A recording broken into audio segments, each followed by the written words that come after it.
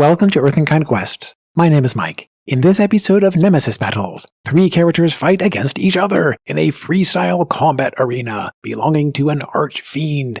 A draconic sorcerer, a fiend patron warlock, and an Oath of Vengeance paladin are at level 14, using the rules in the 2024 Player's Handbook of Dungeons & Dragons. For different reasons, the 3 characters are trapped in the fiery domain of an arch-fiend. Previously, they worked together as the enforcers of a ferocious fire-breathing red dragon. After the dragon was defeated, they went in their separate ways, reunited again briefly, and then turned against each other. Now in the domain of the arch-fiend, they face each other once again. As with all of the episodes of Nemesis Battles, you can follow what happens in the story and in the game mechanics, along with a demonstration in the 3D world builder and virtual tabletop system of RPG stories. For more details about the characters, in the video text description you can find the web links for the level 14 character sheets in D&D Beyond. These characters are not necessarily optimal for this encounter, rather they represent the kinds of characters that I expect to meet in a campaign starting at level 1 and then making choices up through higher levels. The human draconic sorcerer is named Sebastian Drake. He is prepared with diverse spellcasting options, yet his personality guides him toward offensive actions and damage-dealing spells. In his quest for gaining the powers of a dragon for himself, Sebastian Drake struck a bargain with the arch-fiend, and he manipulated his former allies against each other. The sorcerer was defeated in the mortal realm, and now his soul has come to the domain of the fiend. The infernal tiefling, fiend patron warlock is named Blade Burns. She formed a pact of the blade with this arch-fiend in exchange for otherworldly powers as a warlock. Blade Burns provided the soul of a divine warrior for the fiend, thereby breaking a curse that otherwise prevented the fiend from claiming souls. Currently, the arch-fiend is keeping the warlock Blade Burns in this fiery domain, while the fiend considers about the next assignment for the warlock. The fire giant Goliath, Oath of Vengeance paladin, is named Freestyle. She can generate extraordinary damage per round, and she can survive through serious damage as well. Freestyle was the divine warrior who was defeated by the warlock Blade Burns, sending her soul to this domain of the arch-fiend. Freestyle is eager to seek her vengeance against the warlock. Neither one of them was aware, though, that the situation for the paladin's mortal demise was contrived and manipulated by the draconic sorcerer Sebastian Drake as part of his own quest for power. The arch-fiend commands that the sorcerer, the warlock, and the paladin will fight against each other. The last one standing will be sent back into the mortal realm as an emissary of the fiend with a special assignment. The losers of the battle will be condemned for their souls to stay here, tortured for eternity. Sebastian Drake, Blade Burns, and Freestyle all complete a long rest. They recover all of their hit points and all of their power resources. All 3 of these characters now are at level 14. They are considerably more powerful when they last met each other in the mortal realm at level 8. The battle arena consists of rocky formations and columns of fire. The areas of fire cause 2d8 fire damage to any creature when first entering or when ending a turn inside there. A creature can suffer this damage only once per turn. Importantly in this battle, the sorcerer is resistant to fire damage. The warlock is resistant to fire and radiant damage. The paladin is not resistant to any damage type. Knowing that the battle will begin soon, the sorcerer Sebastian Drake activates his draconic wings, gaining a fly speed of 60 feet for the next 1 hour. The warlock Blade Burns expends one of her precious few packed magic spell slots to cast Armor of Agathis, gaining 25 temporary hit points. For as long as she will retain at least 1 temporary hit point, then anyone hitting her with a melee attack automatically will suffer 25 points of cold damage. The Vengeance Paladin, Freestyle, casts Find Steed with her only 4th level spell slot so that her steed can gain a fly speed of 60 feet. Additionally, once per long rest, the steed can use its bonus action of a phase step to teleport up to 60 feet along with the rider. The Arch-Fiend reminds the 3 characters about what is at stake here. The winner of this battle will be sent back into the mortal realm with a special assignment as an emissary of the fiend. The losers will stay here in the fiend's domain to be tortured for eternity. The battle begins now. All of the participants roll for initiative. The sorcerer rolls 4, the warlock rolls 6, The Paladin rolls 3.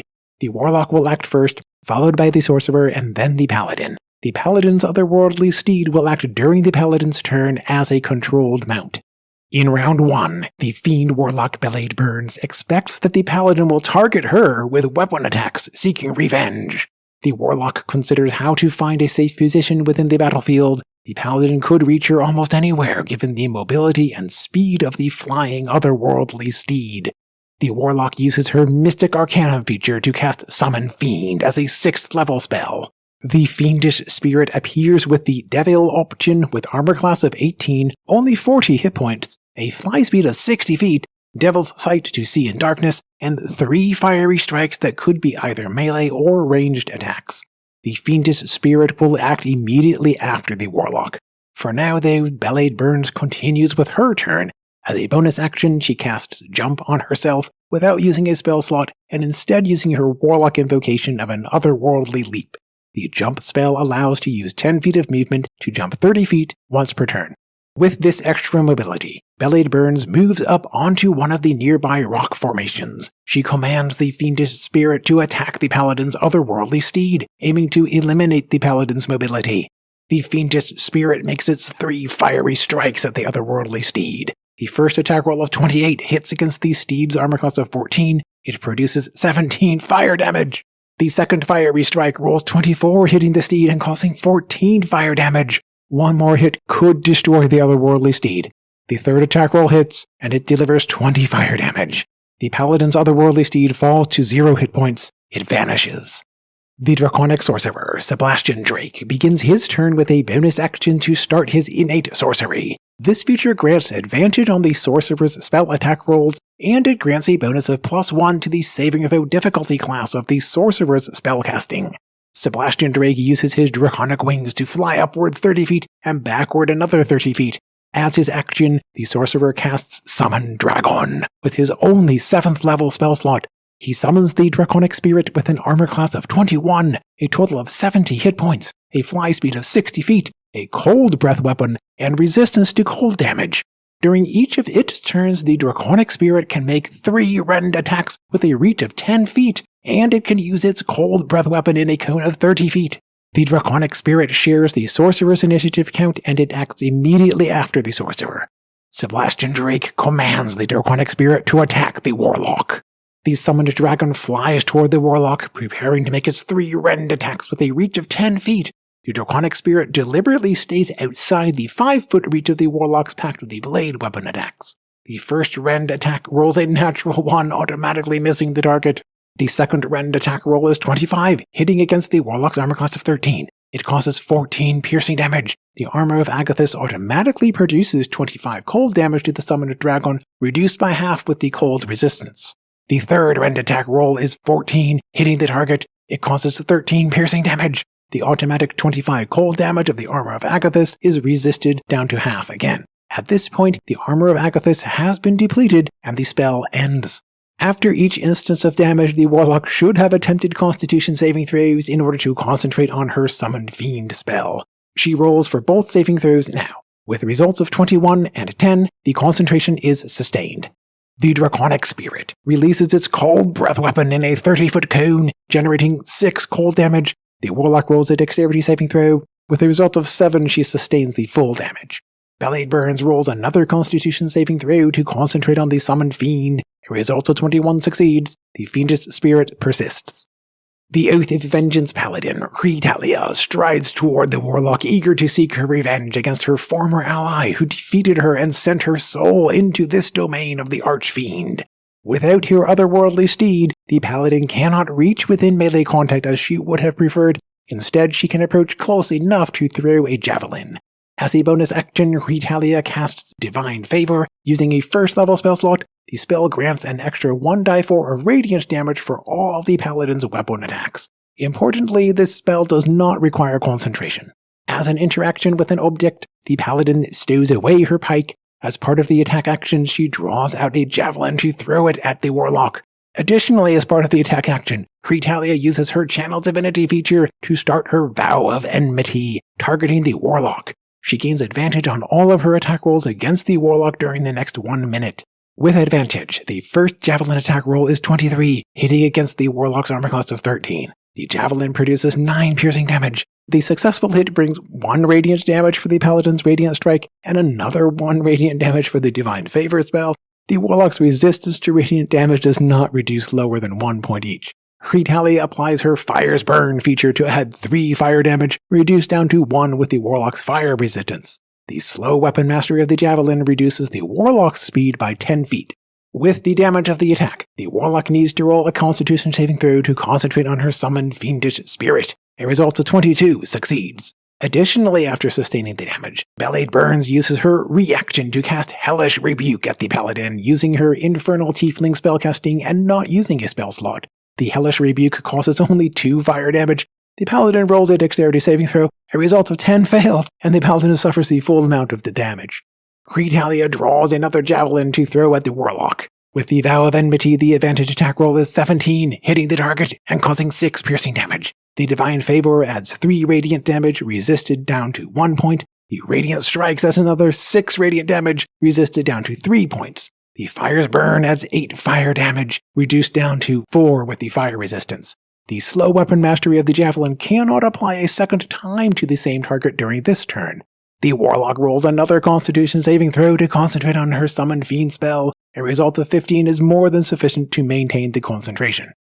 At the end of round 1, the draconic sorcerer Sebastian Drake feels confident that he has gained the upper hand in this battle. He occupies a safe position at a distance and with elevation, while his 2 former allies begin to drain their resources against each other. The fiend Warlock Belade Burns is disappointed that her Armor of Akathis did not produce damage against her intended target of the Paladin. Nonetheless, the spell was effective, and importantly, it absorbed incoming damage. The Vengeance Paladin, Retalia, concentrates her attention on the Warlock, considering her options of how to close the gap and lock her enemy into melee combat for the maximum damage of attacks with her pike and Divine Smite. In round 2, the fiend Warlock Belade Burns considers how to escape from the immediate threat of the Sorcerer's draconic spirit. The draconic spirit stayed at a slight distance for using its 10-foot reach and staying outside the Warlock's 5-foot reach of her Pact of the Blade attacks. Nonetheless, this range allows for the Warlock to use her Eldritch Blast without any penalty of being within 5 feet of an enemy. Belade Burns aims her first of 3 Eldritch Blast beams at the draconic spirit. The attack roll of 26 hits against the armor class of 21. The blast causes 10 force damage and pushes the target back 10 feet with the Repelling Blast invocation. With the successful attack roll, the Fiend Warlock draws on her hellish powers while she applies her special feature of Hurl Through Hell. She forces the draconic spirit to make a charisma saving throw. A result of 13 fails. The spirit temporarily vanishes while sustaining 43 points of psychic damage. This damage is enough to bring the draconic spirit down to 0 hit points, and the additional parts of the Hurl Through Hell with the temporary banishment no longer are relevant here. In this case, the Warlock draws on her other special feature of the Dark One's Blessing. As she reduced an enemy down to 0 hit points, the Warlock now gains 19 temporary hit points. Belade Burns still can use her next 2 beams of her Eldritch Blast. First there, she moves 10 feet, and she uses her remaining 10 feet of movement to jump 30 feet across to the next rock formation. Her speed was slowed down by 10 feet with the Paladin's prior javelin attack, so this movement is at her maximum range during this turn. Belade Burns aims her remaining 2 Eldritch Blasts at the Paladin. An attack roll of 18 hits against the armor class of 18. The blast inflicts 12 force damage. The Repelling Blast pushes the Paladin 10 feet backward into a column of fire. The Paladin immediately suffers 12 fire damage. The final attack roll with the Eldritch Blast is 23, hitting the Paladin again and causing 9 force damage. The Warlock deliberately does not apply the Repelling Blast, instead preferring for the Paladin to stay inside the column of fire. Belade Burns commands her summoned Fiendish Spirit to attack the Paladin. The Fiendish Spirit makes its 3 fiery strikes. The first attack roll of 20 hits against the armor class of 18. It brings 12 fire damage. The second attack roll is 19, hitting the Paladin and causing another 19 fire damage. The third and final attack roll is 23, hitting the Paladin again and delivering 15 fire damage. The Fiendish Spirit flies downward into melee contact with the Paladin, aiming to constrain the Paladin's next options of mobility. The Vengeance Paladin stands with only 35 of her total 116 hit points. The Draconic Sorcerer, Sebastian Drake, cannot see the Paladin right now. He understands, though, that the Paladin has sustained substantial damage. The Sorcerer flies upward until he can gain a line of sight at the Paladin inside the column of fire. The adjacent rock formation grants half cover for the Paladin, adding a bonus of +2 to her armor class. Even with flying higher or sideways, the Sorcerer could not avoid this cover. As a bonus action, Sebastian Drake uses his meta magic to quicken a spell of Scorching Ray, upcast with a 5th level spell slot. Additionally, his Sorcery Incarnate feature allows to apply a second meta magic, in this case transmuting the spell for the damage type to become cold instead of fire. In total, Sebastian Drake can launch 6 rays of cold, all with advantage due to the benefits of the innate sorcery feature. The Sorcerer plans to defeat the Paladin and then shift his aim with any remaining attacks over to the Warlock. The first advantage attack roll against the Paladin is 25, hitting against the armor class of 20, upgraded with the half cover. The ray inflicts 7 cold damage. The second advantage attack roll is a natural 20, scoring a critical hit. The damage dice are doubled. The Paladin suffers 18 cold damage. The third advantage attack roll is 20, hitting against the armor class of 20 and producing 6 cold damage. The fourth advantage attack roll is 29, hitting the target again and causing only 2 cold damage. The fifth advantage attack roll results in 22, hitting the Paladin and delivering 8 cold damage.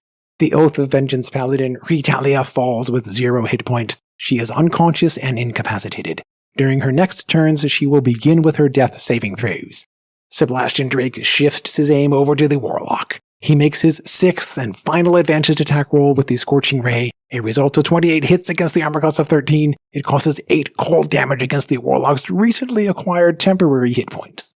As his action, the Sorcerer casts the cantrip Sorcerous Burst at the Warlock, choosing Acid as the damage type. With the advantage of the innate sorcery, an attack roll of 28 hits the target. It causes 16 acid damage, depleting the Warlock's temporary hit points. The Warlock should have made Constitution saving throws with each instance of damage in order to concentrate on the summoned fiendish spirit. She rolls for the 2 cases now. With results of 20 and 19, the concentration is sustained. The Oath of Vengeance Paladin, Ritalia, rolls her first death saving throw. A result of 16 succeeds. The Paladin ends her turn inside the column of fire, and she suffers 9 fire damage. With the damage, the Paladin automatically fails 1 death saving throw. Now, with 1 saving throw success and 1 failure, the Paladin's fate appears to be grim. Most likely, her soul will remain here in the domain of the Archfiend for eternity. At the end of round 2, the draconic sorcerer Sebastian Drake has managed to stay unharmed and at a safe distance. He lost his summoned draconic spirit, but he remains confident about his powers. The Oath of Vengeance Paladin, Ritalia, has been defeated, and she is unlikely to rejoin in this battle. The fiend Warlock Paladin Burns remains in the fight. Her defenses have been weakened. Nonetheless, she retains her summoned fiendish spirit and perhaps a few options of how to control this battlefield. In round 3, the fiend Warlock Paladin Burns aims her Eldritch Blast at the Sorcerer, making separate attack rolls with the 3 beams of the Eldritch Blast. The first attack roll is 21, hitting against the armor class of 16 and too high to be blocked by a shield spell. The blast produces 13 force damage, and it pushes the Sorcerer back 10 feet. The second attack roll of 24 hits again. I made a mistake in the dice roller with typing +5 instead of +10 as the attack modifier, but the result should be 24 here. The blast causes 10 force damage, and it pushes the Sorcerer back another 10 feet. Now barely within the 120-foot range of the Eldritch Blast, the third and final attack roll is 23, hitting the target once more and producing only 6 force damage. The Sorcerer is pushed back another 10 feet. The Sorcerer now retains 71 of his total 100 hit points. With the active Jump spell, Paladin Burns uses 10 feet of her movement to jump back 30 feet. She uses her remaining 20 feet of movement to climb down the side of the rock formation. Without a climb speed though, she can climb only 10 feet downward. She breaks the line of sight with the Sorcerer. As an extra precaution, the Warlock makes herself prone to impose disadvantage on incoming ranged attack rolls. As a bonus action, Paladin Burns expends her Pact Magic spell slot to cast Armor of Akathis on herself again. She expects that she will need the extra 25 temporary hit points in order to survive whatever damage output that the Sorcerer will produce next. The Warlock may or may not benefit from the part of the spell that inflicts cold damage against a melee attacker, unless the Sorcerer could summon another draconic spirit to enter into melee contact. The Warlock commands her fiendish spirit to attack the Sorcerer. It moves closer to the Sorcerer, easily within the range of 150 feet for attacking with the 3 fiery strikes. The first attack roll is 27, hitting against the armor class of 16. The Sorcerer cannot block it with a shield spell. The Fiery Strike ordinarily would inflict 17 fire damage, but the Sorcerer's fire resistance reduces the damage by half down to 8. The second attack roll is 25, hitting the Sorcerer. The attack generates 15 fire damage, reduced down to 7. The third and final attack roll is another 25, hitting the Sorcerer. The attack produces 15 fire damage, once more reduced down to 7 with the fire resistance. Even with the fire resistance, the draconic sorcerer, Sebastian Drake, retains only 49 of his total 100 hit points. At this rate of incoming damage, the sorcerer probably might not survive another round of this combat. Right now, the flying sorcerer cannot see his primary opponent, the Warlock. The sorcerer knows the general location behind a rock formation. He knows that the Warlock has sustained a serious amount of damage, and he imagines that he can end this battle with a major damage-dealing spell. The sorcerer flies 60 feet closer, but still he cannot gain a line of sight of the Warlock. Sebastian Drake considers to cast a defensive spell such as Greater Invisibility, yet he does not want to miss the opportunity to inflict damage against his opponent, who he believes should be vulnerable right now. He considers about his various spells that he could cast at this long range. He needs to decide quickly before wasting his turn. The sorcerer uses his bonus action with metamagic to quicken the spell Fireball with a 6th level spell slot. The Sorcery Incarnate feature allows to apply a second metamagic to transmute the Fireball into thunder damage. The Thunderball acts in the same manner of a fireball, spreading around corners and affecting the Warlock even without the sorcerer seeing and directly targeting the Warlock. The blast generates a disappointing 29 thunder damage. The Warlock rolls a dexterity saving throw to avoid half of the damage. She rolls 16, and she adds a bonus of 1d10 with her Dark One's luck feature, bringing the total up to 24 for a successful saving throw. Blade Burns reduces the thunder damage down to only 14 points, amounting to only a portion of the temporary hit points with her Armor of Agathis spell. The Warlock needs to roll a Constitution saving throw to concentrate on the summoned fiendish spirit. A result of 25 succeeds. As his action, the sorcerer casts the cantrip Sorcerer's Burst, aiming at the summoned fiendish spirit. With the advantage of the innate sorcery, the attack roll of 27 hits against the armor class of 18. The attack causes 18 poison damage. The fiendish spirit is reduced down to 22 of his total of 40 hit points. In this moment, the sorcerer realizes that he could have focused his attacks during this turn for defeating the fiendish spirit entirely. The Oath of Vengeance Paladin, Retalia, makes another death saving throw. A result of 16 succeeds. Unfortunately for the Paladin, she ends her turn still inside the column of fire. She sustains 8 fire damage, and the damage causes an automatic failure of another death saving throw. Now with 2 death saving throw successes and 2 failures, Retalia's fate probably will involve staying here in the domain of the Archfiend for eternity. At the end of round 3, the battle continues, now focused between the Sorcerer and the Warlock. The Paladin almost certainly will not rejoin into this fight. Only the last one standing will be granted the gift from the Archfiend to return into the mortal realm.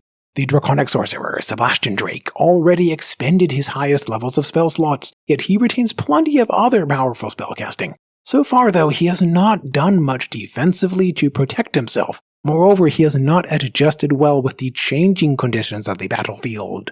The Fiend Warlock Blade Burns used most of her spellcasting resources, yet she retains enough features to persevere. The Warlock's summoned fiendish spirit could represent the deciding factor in this battle, adding potentially a little bit more of damage output per round.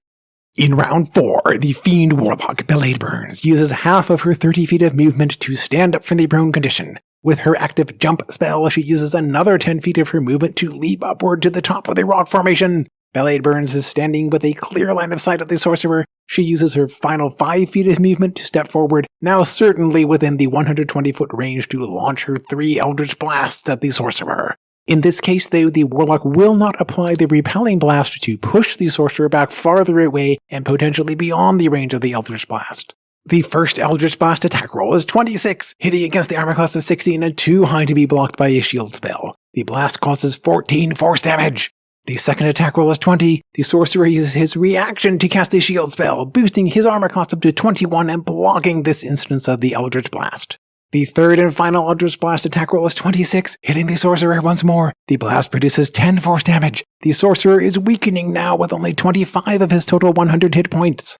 As an extra precaution, the Warlock uses her bonus action to cast Sanctuary on herself, using her magic initiate feat as a cleric without expending a spell slot. Anyone attacking her will need first to make a wisdom saving throw, or else redirect the attack or lose the attack. The Warlock commands her summoned fiendish spirit to attack the Sorcerer with its 3 fiery strikes. Even with the Sorcerer's resistance to the fire damage, these attacks could be sufficient to end the combat. The first attack roll is 17, blocked by the Sorcerer's shield spell. The second attack roll of 14 misses the target. The third and final attack roll is 20, again blocked by the Sorcerer's shield spell. The draconic sorcerer, Sebastian Drake, manages to survive, at least for now, with 25 of his total 100 hit points. As his action, the sorcerer casts the cantrip Sorcerer's Burst, aiming at the summoned fiendish spirit. With the advantage of the innate sorcery, the attack roll 23 hits against the armor class of 18. The Sorcerer's Burst produces 18 acid damage, not quite enough to destroy the fiendish spirit. The fiendish spirit retains only 4 of its total 40 hit points.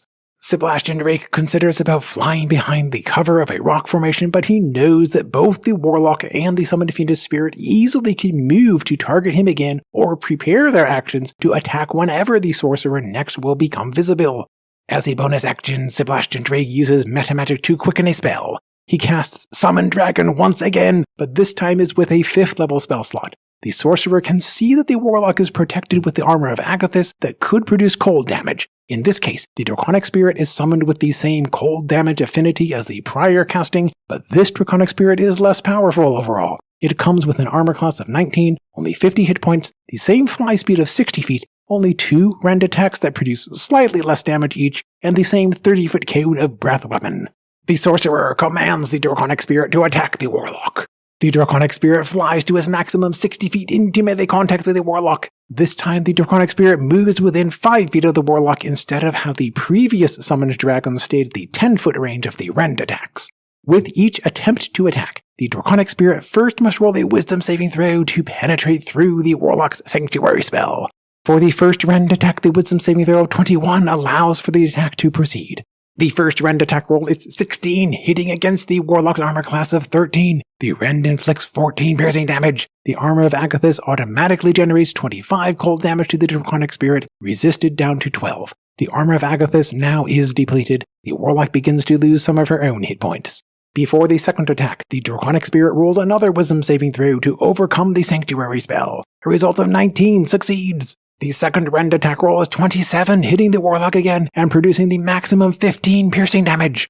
Technically, the summoned dragon's cold breath weapon can bypass the sanctuary spell because it does not involve an attack roll or a damage-dealing spell. The draconic spirit releases its 30-foot cone of cold breath weapon at the Warlock. The blast produces 7 cold damage. The Warlock rolls a dexterity saving throw. A result of 5 fails. The Warlock suffers the full amount of the cold damage. With each of these 3 instances of cold damage, the Warlock needs to roll the Constitution saving throw to maintain concentration on the summoned fiendish spirit. The rolls are 13, 10, and 23. The concentration persists. The summoned draconic spirit stays in its position within 5 feet of the Warlock, imposing constraints on the Warlock's actions and mobility during her next turn. The Oath of Vengeance Paladin, Retalia, attempts her 3rd death saving throw. A result of 17 succeeds. Now with 3 successful saving throws, the Paladin becomes stable with 0 hit points. While unconscious with a speed of 0, the Vengeance Paladin cannot move. At the end of her turn inside the column of fire, she suffers 4 points of fire damage. Retalia now begins the process of the death saving throws all over again. Within her unconscious mind, the Paladin begins to understand what her fate will be like for eternity in this fiery domain of the Archfiend. At the end of round 4, the Paladin no longer is a viable participant in this battle. The Sorcerer and the Warlock continue to fight for which one of them will be granted the Archfiend's gift to return back into the mortal realm, while the other will be fated to stay here in the domain of the Fiend. The Sorcerer and the Warlock have expended many but not all of their power resources. At this time, they both share the same primary concern about how to manage their limited numbers of remaining hit points. In round 5, the Fiend Warlock Bellied Burns moves around the Draconic Spirit without exceeding its reach that would provoke an opportunity attack. As a bonus action, the Warlock casts Misty Step with her Fey-touched feet not using a spell slot. She teleports away from the Draconic Spirit and onto another rock formation in a position with a clear line of sight at her enemy, the Draconic Sorcerer. The Warlock aims her Eldritch Blast at the Sorcerer, attacking with 3 beams of the Eldritch Blast. With this offensive action, the Warlock loses her Sanctuary spell. Once again, the Warlock withholds her Repelling Blast of her Eldritch Blast, deciding not to push the Sorcerer farther away at this time. The first Eldritch Blast attack roll is 22, hitting against the armor class of 16 and too strong to be blocked by a shield spell. The blast causes 6 force damage. The second attack roll is 14, missing against the armor class of 16. The third and final Eldritch Blast attack roll is 27, hitting the Sorcerer once more. The blast produces 11 force damage. The Sorcerer barely survives at this time with only 8 of his total 100 hit points. Now though, the Warlock commands her summoned Fiendish Spirit to attack the Sorcerer. The Fiendish Spirit makes 3 fiery strike attacks. The first attack roll is 15, missing against the armor class of 16. The second attack roll is 26. The Sorcerer cannot block it with his shield spell. The fiery strike produces a total of 13 fire damage, resisted by the Sorcerer down to 6 points. The Sorcerer retains only 2 of his 100 hit points. The third and final attack roll with the fiery strike is a natural 20, scoring a critical hit. The damage dice are doubled, producing 14 fire damage. Even with the Sorcerer's fire resistance, the damage is more than sufficient to bring him down to 0 hit points. He is unconscious and incapacitated. The Sorcerer falls to the ground. The impact causes 22 bludgeoning damage. The Sorcerer automatically fails 1 death saving throw. The draconic Sorcerer Sebastian Drake has been defeated. The Archfiend cackles with delight, welcoming the souls of the fallen Sorcerer and the Paladin as permanent residents in the Fiend's domain. Sebastian Drake and Retalia will remain here for eternity, subjected to whatever whims may arise for the Archfiend to impose upon them. The Fiend Warlock Belade Burns has won this Nemesis battle. The Fiend grants the gift for the Warlock to return into the mortal realm as the Fiend's emissary, in charge of a group of hellbound soldiers, and given one special assignment. Belade Burns is ordered to make the world feel fear and dread. Every moment of such terror will fuel the power of the Fiend within the Fiend's domain. Belade Burns prepares a plan to attack the Spellsword Academy. An assault here will diminish the capacity of heroic adventurers who otherwise could stand in the way. A successful strike at the Spellsword Academy can act as a symbol for the world to recognize that a new menacing power has come into the mortal realm. Our story will continue with Nemesis Battles. For now, in the comment section, your ideas and suggestions will improve the next episodes. What could have happened differently so far? What could happen next? As always, thank you for watching. I will see you in the next video.